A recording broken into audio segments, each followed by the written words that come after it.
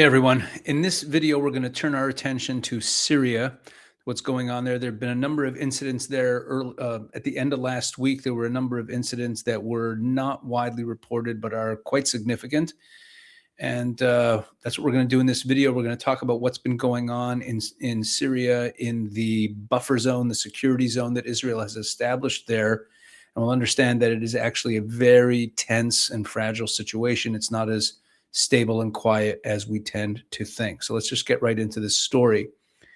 So we'll just read from Alma. Alma is a research and education center. It's a think tank that focuses a lot on the Israeli north, but this was also reported in Times of Israel and on Israeli TV. In a few places I saw it. So the title of this piece is From Kader to the Yarmouk Basin. Two incidents highlight the complex security reality in southern Syria. Over the past 24 hours, this was written at the beginning of the week. Over the past 24 hours, two unusual incidents were reported in southern Syria, once again illustrating the evolving security challenge facing Israel along the Syrian border. On the morning of June 28th, the IDF eliminated two armed operatives near Kader, close to the buffer zone in the Syrian Golan. Their identities and organizational affiliation remain unknown.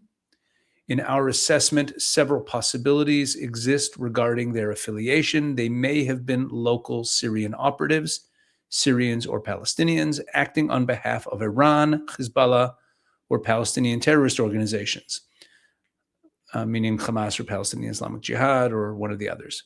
Or alternatively, operatives who entered the area from Lebanon, possibly Palestinians. And it was reported on some Israeli news outlets that they were Iran-backed, but that has not really been confirmed by anybody. And I have to take that with a bit of a grain of salt. We don't know who backed them. In our assessment, their presence in this area and their elimination indicate an intention to carry out terrorist activity against Israel, whether through an infiltration into Israeli communities, attacks on IDF forces using gunfire or explosive devices, or preparations for future attacks through intelligence collection and infrastructure development. So let's take a look at a map and see where this took place. Okay, so here is a map of the area. So here on the left side, you see this is northern Israel. This is the Golan Heights. Here's Lebanon up top, and Syria to the right. And the area here, the gray area here, this is the buffer zone. Okay, this grayed area is the buffer zone that Israel has established. And you see there's this little point there, and that brings us to this picture here on the right, where you can see that this little red dot, you see where my cursor is here, this little red dot here, that is Kader. That's where this first incident took place. And you notice that the Israeli buffer zone has like a little carve out in it for this town. So let me explain what this town is.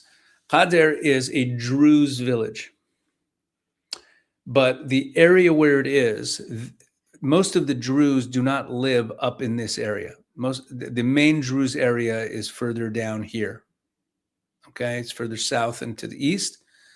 Kader is a Druze village. There are still some Druze villages up there, but the area around it is mostly Sunni Muslims. But it's a Druze village, and Israel didn't want to take the Druze village into the buffer zone, so they built the buffer zone around the Druze village. But Kader is a place where Israel also set up like a medical facility to treat injured Druze over the course of the last year.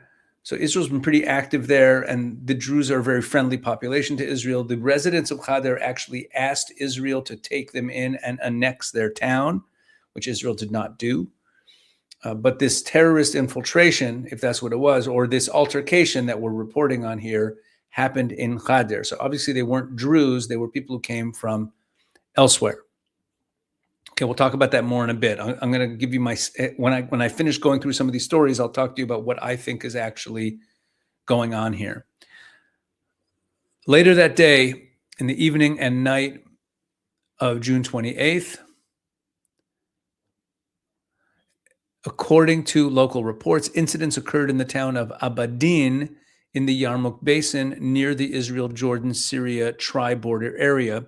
According to reports, local residents blocked roads, threw stones, and even opened machine gun fire at IDF forces, which responded with artillery fire and helicopter strikes.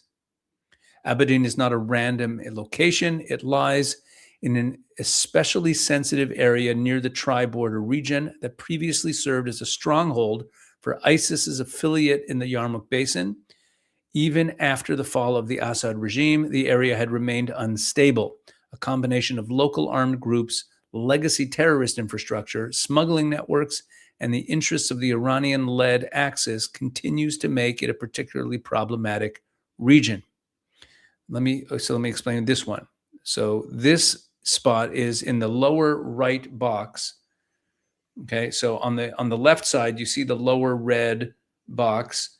That's the area of the second incident of Abadin. So it's further south, and it's right by the tri-border area because we have the Jordanian border, the Syrian border, the Israeli border. The three countries all kind of meet there, and you have Abadin. Now, Abadin is not a Druze village. It's a Sunni town, but it's in a predominantly Druze area because one of the main purposes of the Israeli buffer zone here, besides protecting Israel, is also to provide some protection for the Druze. But the Druze don't live in entirely Druze areas. There are some Muslim groups there, and as you heard, as I mentioned, as I just read to you, here you can see Abadin here. Here, we'll blow it up on the screen, right? You see Abadin. So it's right near the buffer zone. So you have Harun and Abadin. These are the two places where these incidents took place. Let's finish the piece. Southern Syria, particularly the Yarmouk basin and the tri-border area, serves as a potential platform for terrorist activity against both Israel and Jordan, directly through the Syrian border and indirectly through weapons smuggling routes into Jordan and onward to Judea and Samaria. The region contains numerous local terrorist cells operating across dozens of villages supported by Iran, Hezbollah, and the Palestinian terror organizations. The Yarmouk Basin has already witnessed attacks against IDF forces, including the shooting incident near Kavia on March 25th, 2025, over a year ago, located very close to Abadin. The incidents in Khadr and Abadin underscore that the IDF's presence and operations in the buffer zone are not merely tactical responses to isolated events. Rather, they are part of a broader preventative effect aimed at pushing threats away from the border, disrupting terrorist networks, and preventing the reestablishment of terrorist infrastructure in southern Syria. That punchline is huge. Okay, so again, we have the buffer zone here. We have these two incidents. They're both, and the first incident, Khadr, is coming right out of a Druze village, although the attackers were certainly not Druze. But remember, it's a Druze village that's in a predominantly Sunni area. And then we have a Sunni village down here, and that's where these two incidents take place. Now, here's how it's being reported in general media. Agence France Presse did the main reporting that everyone's been working off of, and this is from the Defense Post, which is a Washington-based defense and security outlet, kind of neutral generally in their reporting. Syria's foreign ministry on Monday condemned Israeli incursions and bombardment in the country's south a day after violence near the Israel-occupied Golan Heights that state media and locals said caused residents to briefly flee.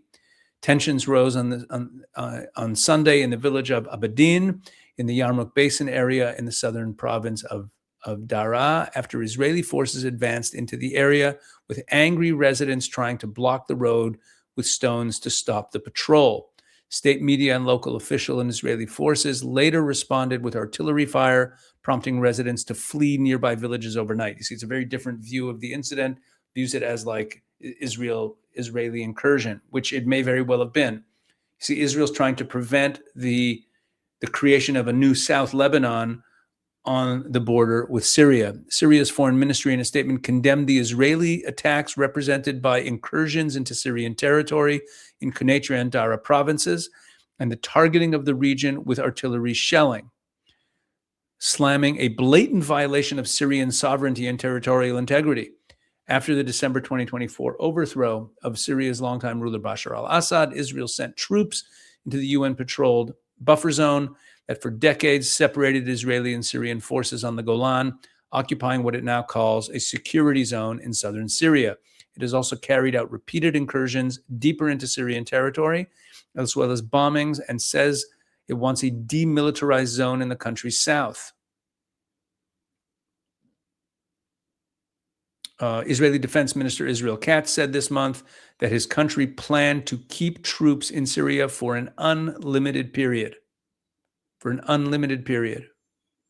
Despite persistent tensions, Israel and Syria's new authorities have held several rounds of direct talks and have agreed to establish an intelligence sharing mechanism as they edge towards a security arrangement. And then we have Al Jazeera's coverage, which was very similar to the coverage we just saw, but they included the Turkish reaction. So we're going to jump down to that. Turkey, which is considered close to the current Syrian government, condemned Israel's latest attacks on Monday. Quote, "We strongly condemn the Israeli attacks on Kenetria and Daraa, which violate the territorial integrity, unity, and sovereignty of Syria. These attacks, which trample on the lives and property of the Syrian people and make life for civilians in the region increasingly difficult, constitute a flagrant violation of international law," the Turkish Foreign Ministry said. And it's interesting to note that Daraa is a Sunni Muslim village that is in a Druze area. We reiterate our call to the international community to fulfill its obligations and put an end to these attacks, it added. Okay, why am I focusing on the Sunni Shiite issue in all of this? Well, here's what I think is actually happening. You see where the buffer zone is. You see the way it's structured. There's also the problem of weapons smuggling, weapons getting into Syria. There's all kinds of ways that weapons can get into Syria. Israel does not control the Turkish-Syrian border. It does not control the Iraqi-Syrian border. It has no way to control those. There's lots of ways for weapons to get into Syria. Once they get into Syria, they make their way down south. You have this border area where Syria, Jordan, and Israel meet. Get the weapons into Jordan. There's ways to, and then smuggling them across into Judea and Samaria. This has become a serious problem. And in addition, you have these incidents here that signal that Israel is trying to make sure that what happened in Lebanon over the course of the last few decades, what happened in Lebanon, where a terrorist infrastructure got built along our northern border under the guise of being villages, not under the guise. Look, you have villages there, but if the Sunni villages along the border start to become the Arab village, the Muslim villages along the border start to become like the Shiite villages in southern Lebanon, where the line between civilian and combatant, the line between terrorist organization and civilians is blurred or non-existent. Meaning if the Sunni towns along this border, and part of this is a formerly ISIS-controlled area, if this becomes a terrorist infrastructure there, if it gets built, then we just have Lebanon all over again and the Syrian border. And Israel is not going to allow that to happen. At the same time, Israel's also trying to protect the Druze. And you see what's happening here is that these attacks are being made on Israel out of Druze areas, a Muslim town in a predominantly Druze area down here, and coming out of a Druze village up here in Harun. So I think that's what we're seeing here. Israel's trying to prevent that.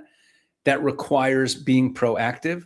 That requires going beyond the buffer zone if we see threats that are being put together. Now, once we go beyond the buffer zone and once we become proactive, that opens Israel up to all kinds of criticism. Oh, Israel's attacking. Israel's going beyond the buffer zone. Israel's expanding. Israel is carrying out all sorts of strikes that are unprovoked because no one shot yet, because we see terrorists who are organizing. Israel is simply not going to allow this terrorist infrastructure to get entrenched. And if you pull back the camera even more and think about the broad picture, this is what we've been worried about ever since the Assad regime fell. And Ahmad Ashara or Al-Julani, whatever you want to call him, this former ISIS guy, took over Syria, he's actually a protectorate of Turkey. He's really Turkey's guy, Erdogan's guy, and we know that Erdogan's been talking about marching on Jerusalem and destroying Israel. It could be that the play for Erdogan is not to worry so much about Lebanon. He's actually been pretty quiet on the Lebanon issue, and a lot of people have been worried maybe he's going to take over Hezbollah. My good friend, Dr. David Wormser, has said this in a few of the conversations I've had with him on the Israel 365 news channel. Dr. Wormser has said that he suspects that if the Iranian regime falls, that Erdogan is going to try to kind of take over the patronage of Hezbollah. And that could be, but I think there's a different play going on here, which is bringing down more weapons, more militias, more little incursions, more pecking away at the Israelis along this border here, along this buffer zone. And this is something to watch to see if there will be more incidents like this, because they're trying to set up a lose-lose for Israel, where they're gonna start, moving men in and moving weapons in and trying to carry out little attacks by people who it's not even clear what their affiliation was. So there's always plausible deniability, trying to get entrenched, build weapons depots, all of the things that Hezbollah did in southern Lebanon. If they try to do that here, Israel is going to be proactive. And that's where the lose-lose comes in. Israel has to be proactive to not let this get entrenched. But when Israel is proactive, meaning that they go and they act outside of the buffer zone and they act before they're attacked, then Israel gets painted as the aggressor. So this is a tense situation in Syria. Don't think for a moment that the Syrian theater is quiet and calm. It is not at all. We still have an ongoing war going on that front. All right, that's what I wanted to share today. Not a very long one, but I think very important, just to to level set and know where we stand on Syria and be aware of the situation. And we'll come back to it. We'll see how things develop there. All right, thanks for watching. God bless.